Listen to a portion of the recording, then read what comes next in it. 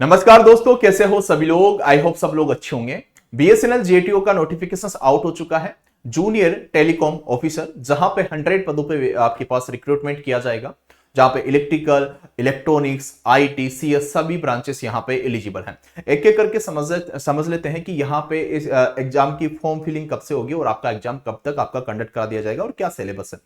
देखिएगा, जो यहाँ पे 26 का कल ही नोटिफिकेशन जारी हुआ था। यहाँ पे जो डेट आपके पास स्टार्टिंग डेट है रजिस्ट्रेशन की, वो है 4/6/2026 और यहाँ पे 3/7 को आपके पास एप्लीकेशन फॉर्म क्लोज कर दिया जाएगा और date of the start of the application editing end period, आपका कोई भी अगर गलती हो जाती है तो वो आपके पास 4/7 एक दिन का आपको टाइम दिया जाएगा।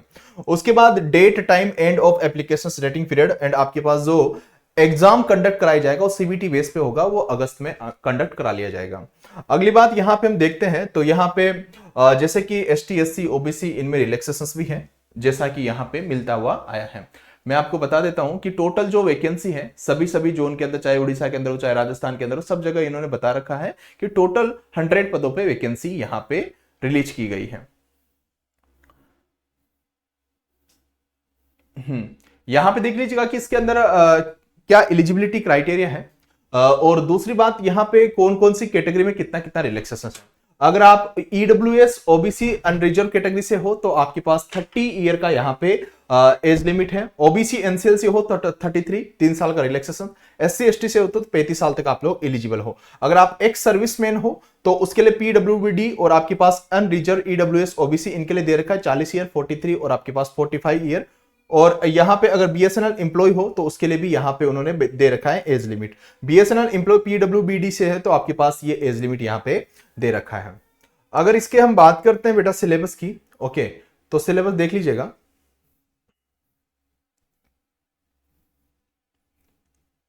हाँ, पहले हम समझ लेते हैं कि किस तरीके से आपका एग्जाम कंडक्ट कराया जाएगा।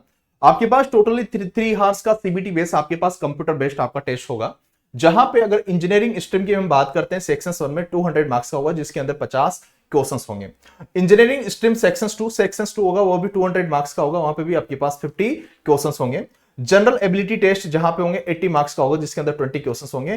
टोटली आपके पास 480 मार्क्स का आपके पास होगा और टोटल क्वेश्चन जो आपके पास होंगे 120 क्वेश्चंस होंगे और 3 हार्स का आपके पास में पेपर आपका होने वाला है।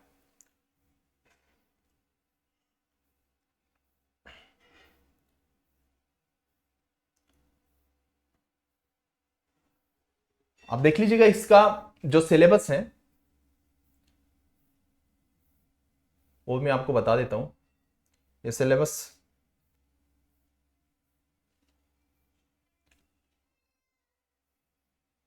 हाँ, यहां पे सिलेबस की हम बात करेंगे तो देख लीजिए मेरे बच्चे, पहला जो आपके पास पार्ट है वो है सेक्शन 1 में material and component, okay.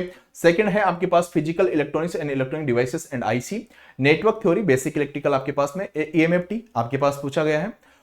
Electronics measurement and instrumentation और पावर इलेक्ट्रॉनिक्स आपसे पूछा गया है। सेक्शन 2 की बात करते हैं तो analogue electronics, digital electronics, control system और कम्युनिकेशन सिस्टम, माइक्रोवेव इंजीनियरिंग और माइक्रो प्रोसेसर, ये सेक्शन 2 का है। सेक्शन 3 में जनरल एबिलिटी आपसे पूछी गई है, ठीक है। तो ये इस तरीके से आपके पास में यहां पे इसका सिलेबस, ये इसी सिलेबस पे आपका एग्जाम कंडक्ट कराया जाएगा। और दूसरी बात, आपके पास जो आपको जहां पे एग्जाम देना है वो सिटी भी यहां पे दे रखी है। यहां पे इन जगह पे आपका एग्जाम कंडक्ट कराया जाएगा। जब फॉर्म फिलिंग होगी तो आपको अच्छे तरीके से आप लोगों को फिलअप करना है, ठीक है। और आप लोग इस एग्जाम की तैयारी कर रहे हो तो मेरे बच्चे, अगस्त में आपका एग्जाम कंडक्ट करा लिया जाएगा। आपके पास टाइम ज्यादा नहीं है, आप किसी भी फुल कोर्स की ओर जाते हो तो तैयारी नहीं हो पाएगी। मास्टर प्लस एजुकेशन के एप्लीकेशन पे इलेक्ट्रिकल के लिए धुरंधर बेच क्रैश कोर्स है, उसी को फॉलो करिएगा, उसी से आपका काम हो जाएगा।